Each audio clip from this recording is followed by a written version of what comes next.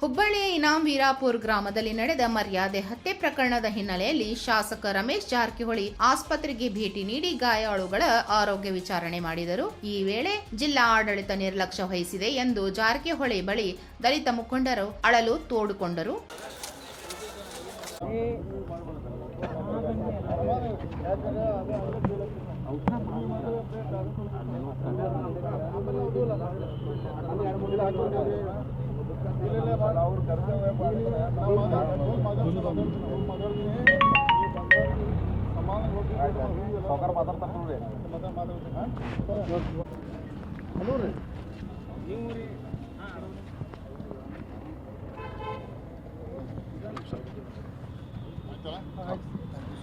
ಗಾಯಾಳುಗಳ ಆರೋಗ್ಯ ವಿಚಾರಿಸಿದ ಬಳಿಕ ಮಾಧ್ಯಮದವರ ಜೊತೆಗೆ ಮಾತನಾಡಿದ ರಮೇಶ್ ಜಾರಕಿಹೊಳಿ ಅವರು, ಇಂತಹ ಕರಾಳ ಘಟನೆ ದಲಿತರ ಮೇಲೆ ದಾಳಿಯಾಗಿದೆ. ಅವರ ಕುಟುಂಬಸ್ಥರು ಬೇಗ ಗುಣವಾಗಲಿ.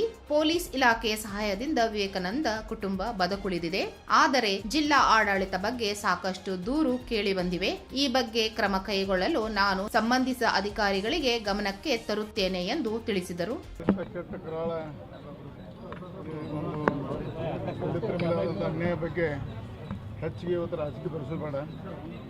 ಇದರಲ್ಲಿ ರಾಜಕೀಯ ಬರೆಸಿ ಇವತ್ತು ಏನು ಎಂಜಾಯ್ ಇದೆಲ್ಲ ಅವರೆಲ್ಲ ಒಳ್ಳೆಯದು ಆದಷ್ಟು ಬೇಗ ಗುಣಮುಖವಾಗಿ ಹೊರಬರಲಿ.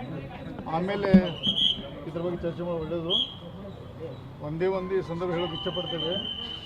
ಬಸವಣ್ಣವರು 12 ಸೆಪ್ಟೆಂಬರ್ ಮಾಡಿದಂಥ ಅವ್ರು ಏನು ಉದ್ದೇಶ ಮಾಡಿದಂಥ ಸಂಪೂರ್ಣ ಕೊಡಲಿಪಟ್ಟು ಹಾಕಿ ಇವತ್ತು ಎಲ್ಲ ಸಮಾಜದವರು ಇದನ್ನೊಂದು ಗಂಭೀರವಾಗಿ ಪರಿಗಣಿಸಿ ಇಂಥ ಕೊಲೆಗಡಕರಿಗೆ ಒಂದು ದೊಡ್ಡ ಪ್ರಮಾಣ ಶಿಕ್ಷೆ ಆಗಬೇಕಂತ ಈ ಸಂದರ್ಭದಲ್ಲಿ ಆಗ್ರಹ ಮಾಡ್ತೇವೆ.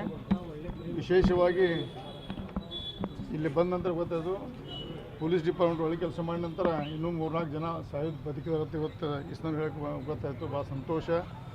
ಜಿಲ್ಲಾಡಳಿತದಲ್ಲಿ ಕೆಲವೊಂದು ಬಗ್ಗೆ ಕಂಪ್ಲೇಂಟ್ ಮಾಡಿದರೆ ಅದ್ರ ಬಗ್ಗೆ ಚರ್ಚೆ ಮಾಡೋಣ. ಈಗ ಈ ಸಂದರ್ಭ ಅಲ್ಲ, ಇಲ್ಲಿ ಸಂಪೂರ್ಣವಾಗಿ ಒಂದು ದಲಿತ ಸಮಾಜಕ್ಕೆ ಎಲ್ಲ ಹಿಂದೂ ಜನಾಂಗಕ್ಕೆ ಒಂದು ಗಟ್ಟಿಯಾಗಿ ನಾವು ನಿಲ್ತುಪ್ಪ ಅನ್ನೋ ಒಂದು ಮೆಸೇಜ್ ಕೊಡಲಿಕ್ಕೆ ಬಂದಿದ್ದೀವಿ. ಆರ್ಥಿಕ ಸಹಾಯ ಭಾಳ ತೊಂದರೆ ಇದೆ, ಏನಾದ್ರು ಮಾಡ್ತೀವಿ. ಅದ್ರ ಬಗ್ಗೆ ನಾವು ಚರ್ಚೆ ಮಾಡ್ಕೊಂಡು ನಮ್ಮ ವೈಯಕ್ತಿಕ ಮಾಡ್ತೇವೆ, ಸರ್ಕಾರ ಮಾಡಿಸ್ತೇವೆ ನಾವು.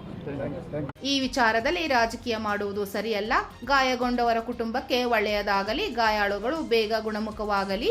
ವೈಯಕ್ತಿಕವಾಗಿ ಆರ್ಥಿಕ ಸಹಾಯ ಮಾಡುತ್ತೇನೆ ಹಾಗೂ ಸರ್ಕಾರದಿಂದ ಸಹ ಸಹಾಯ ಮಾಡಲು ಒತ್ತಾಯ ಮಾಡುವೆ ಎಂದರು. 9 ಲೈವ್ ನ್ಯೂಸ್, ಹುಬ್ಬಳ್ಳಿ.